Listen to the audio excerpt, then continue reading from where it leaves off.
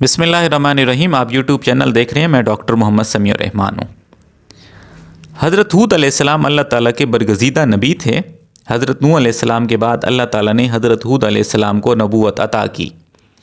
अल्लामा Tabari की रिवायत के मुताबिक हज़रत हूद अलैहिस्सलाम की उम्र 150 बरस थी। 50 बरस की उम्र में आपको नबूवत अता हुई। फिर 50 बरस आप अपनी कौम को तबलीग करते रहे और कौम की हलाकत के बाद भी आप 50 बरस ज़िंदा रहे और अहले ईमान को वाद व नसीहत करते रहे। आज की इस वीडियो में दी प्रॉफिट सीरीज़ की 5th एपिसोड में हम आपको हज़रत हूद अलैहिस्सलाम की ज़िंदगी के हालात व वाक़यात का मुकम्मल किस्सा बयान करेंगे। दोस्तों, कहा जाता है तूफ़ान नूह के बाद कौम आद वो पहली कौम थी जो कुफ्र शिरक में मुब्तला होकर बुतों की पुजारी बनी। कौम आद की माशी हालत तो बहुत अच्छी थी, लेकिन वो गुनाहों और माशरती बुराइयों में बुरी तरह मुब्तला थे। जब कौम आद के गुनाह हद से बढ़ गए तो अल्लाह ताला ने उन्हीं में से अपने बरगुज़ीदा बंदे हज़रत हूद अलैहिस्सलाम को नबूवत अता करके कौम आद की तरफ मबूस फरमाया। कौम आद को कौम इरम भी कहा जाता था। कौम आद अहकाफ नामी एक बस्ती में आबाद थी और ये बस्ती अमान और हज़र मौत के दरमियान वाक़ थी। ये इलाका समंदर के किनारे पर वाक़ था। अल्लाह ताला ने सूरत अल-अहकाफ में फरमाया है, और आद के भाई को याद करो, उसने अपनी कौम को अहकाफ में डराया। कौम आद के लोग रिहाइश के लिए खैमे पसंद करते थे। उनके खैमे बहुत मजबूत होते थे। ये लोग खैमे बनाने में बहुत माहिर भी थे और खैमे बनाकर इस पर वो फ़ख्र भी करते थे। अल्लाह ताला ने सूरत अल-फजर में फरमाया है कि आपने नहीं देखा कि आपके रब ने आद के साथ क्या किया, जो नस्ल इरम से थे, सतूनों वाले थे, जिनके मानद कोई और कौम पैदा नहीं की गई, और ये कौम पहाड़ों में महल भी बनाते थे। ये बहुत मजबूत और कवी लोग थे। वो बहुत ताकतवर लोग थे, कद बहुत लंबे थे। हज़रत हूद अलैहिस्सलाम कौम आद के लोगों को तबलीग करते और वाज़ व नसीहत करते और फरमाते, ए मेरी कौम, अल्लाह ने तुम्हें बड़ी ताकत से नवाजा है, तुम्हें बड़ी कुव्वत से नवाजा है। तुम्हारी ताकत का आलम यह है कि जब तुम किसी पर हाथ डालते हो तो कोई तुम्हारे सामने ठहर नहीं सकता। लिहाजा अल्लाह से डरो और मेरी पैरवी करो। उससे डरो जिसने इन चीज़ों से तुम्हारी मदद की। अल्लाह ताला ने हर तरह की नेमत, मालो असबाब, औलाद, बागात, कुव्वत, जिसामत और सनतकारी से तुम्हें नवाजा है। लिहाजा तुम अल्लाह से डरो और मेरी इताअत करो। लेकिन उनकी कौम पर कोई असर ना हुआ। ना तो वो ईमान लाए, बल्कि उल्टा तकब्बुर करने लगे, अल्लाह की नाशुक्री करने लगे।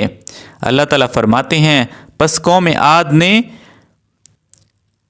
बेवजह ज़मीन में सरकशी शुरू कर दी और कहने लगे, हमसे ज़ोर आवर कौन है? क्या उन्हें ये नज़र ना आया कि जिस अल्लाह ने उन्हें पैदा किया है वो उनसे बहुत ही ज़्यादा ताकत वाला है। जब हज़रत हूद अलैहिस्सलाम ने कौम से कहा, ए मेरी कौम, अल्लाह की इबादत करो, उसके सिवा तुम्हारा कोई माबूद नहीं, क्या तुम डरते नहीं? कौम के काफिर सरदार कहने लगे, हम देखते हैं तू बेवकूफ़ है, नऊज़ुबिल्लाह, और कहने लगे, हमारे ख्याल में तो तू झूठा है। हज़रत हूद अलैहिस्सलाम ने फरमाया, ए मेरी कौम, मैं बेवकूफ़ नहीं, मैं तमाम मेहमानों के परवरदिगार की तरफ से भेजा गया हूँ। तुम्हें अपने रब के पैगामात पहुँचा रहा हूँ और हूँ भी तुम्हारा खैर खा और अमानतदार भी। और फरमाने लगे, क्या तुम इस बात से ताज्जुब करते हो कि तुम में से एक शख्स की मार्फत अल्लाह का पैगाम तुम तक पहुँचा कि वो तुम्हें ख़बरदार करे? अल्लाह की इस नेमत को याद करो। उसने तुम्हें कौम नूह के बाद खलीफा बनाया और तुम्हें कवि बनाया। तुम अल्लाह के एहसानात को याद करो ताकि तुम फलाह और निजात पा जाओ। हज़रत हूद अलैहिस्सलाम ने अल्लाह की नेमतें याद कराकर उनको नसीहत की, मगर वो बदबख्त ईमान न लाए। आखिर उन्हें झंझोड़ने के लिए हज़रत हूद अलैहिस्सलाम ने कहा, ए मेरी कौम, अल्लाह ही की इबादत करो, उसके सिवा तुम्हारा कोई माबूद नहीं। तुम तो सिर्फ बहतान बाजी कर रहे हो। یعنی جن بتوں کو تم پوج رہے ہو ان بتوں کو تم نے خود بنایا ہے۔ اے میری قوم، میں تم سے اس تبلیغ کی کوئی اجرت نہیں مانگتا، میرا اجر تو اس کے ذمہ ہے جس نے مجھے پیدا کیا ہے۔ کیا تم پھر بھی عقل سے کام نہیں لیتے؟ اے میری قوم کے لوگو، اپنے رب سے گناہوں کی معافی طلب کرو، آئندہ کے گناہوں سے توبہ کرو تاکہ وہ تم پر برسنے والے بادل بھیج دے اور تمہیں طاقت میں اور بڑھا دے۔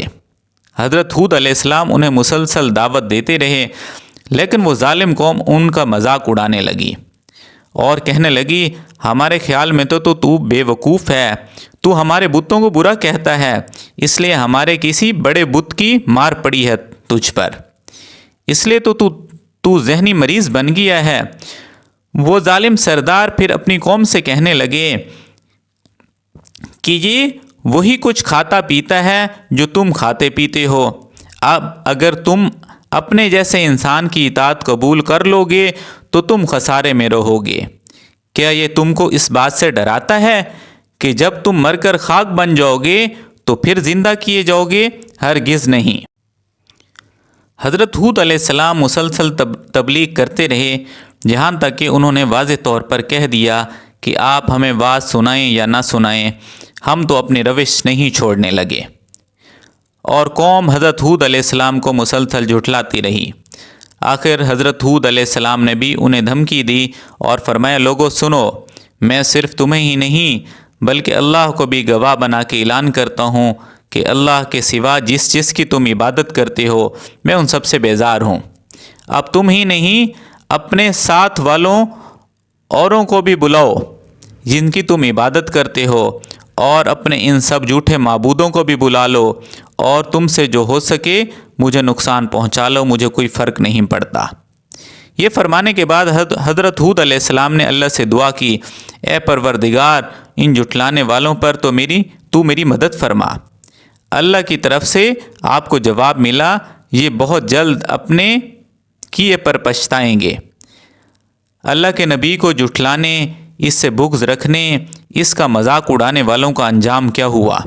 اللہ نے انہیں ایک دردناک آندھی سے تہس نہس کر دیا جس کی تاریخ میں مثال نہیں ملتی۔ اللہ نے ان سے بارش روک لی، اس کی وجہ سے قحط سالی پیدا ہو گئی، درخت اور پھل ختم ہو گئے، وہ لوگ بارش کو ترسنے لگے۔ ایک دن قوم نے دیکھا کہ ایک سیاہ بادل ان کی طرف بڑھ رہا ہے، وہ خوشی سے اچھلنے لگے اور کہنے لگے، یہ بادل ہم پر برسنے والا ہے۔ لیکن ان کا خیال غلط تھا، وہ تو ایک آندھی تھی جو اللہ کی طرف سے ان پر عذاب تھا، اور وہ آندھی اس قدر شدید تھی کہ پہاڑوں پر ان کے تعمیر کردہ محلوں تک کو وہ اڑا کر لے گئی، اور مجرموں کا یہی بدلہ ہے۔ اس آندھی نے ان کی ہر چیز کو تباہ کر دیا، اور وہ آندھی لوگوں کو اٹھا اٹھا کر پٹکتی، اور وہ ایسے پڑے تھے جیسے کہ جڑ سے کٹے ہوئے کھجور کے تنے ہوں۔ اللہ پاک قرآن پاک میں ارشاد فرماتے ہیں، قوم عاد بے حد تیز و تند ہوا سے غرق کر دی گئی، اور وہ ہوا ان پر برابر لگاتار 7 رات اور 8 دن تک اللہ کے حکم سے چلتی رہی۔ آپ وہاں ہوتے تو دیکھتے کہ وہاں کے لوگ ایسے گرے پڑے تھے جیسے وہ کھجور کے کھوکھلے تنے ہوں۔ کیا ان میں سے کوئی بھی آپ کو باقی نظر آ رہا ہے؟ حضرت ہود علیہ السلام کو اللہ تعالیٰ نے اپنی رحمت سے نجات عطا کی، باقی تمام جگہوں پر تباہی تھی۔ جس جگہ پر حضرت ہود علیہ السلام اور ان کے ساتھی تھے وہاں یہ ہوا بھٹکی بھی نہیں۔ اللہ پاک فرماتے ہیں، غرض ہم نے انہیں اور ان کے ساتھیوں کو اپنی رحمت سے بچا لیا اور ان لوگوں کی جڑ کاٹ دی جنہوں نے ہماری آیتوں کو جھٹلایا تھا اور وہ ایمان لانے والے نہ تھے۔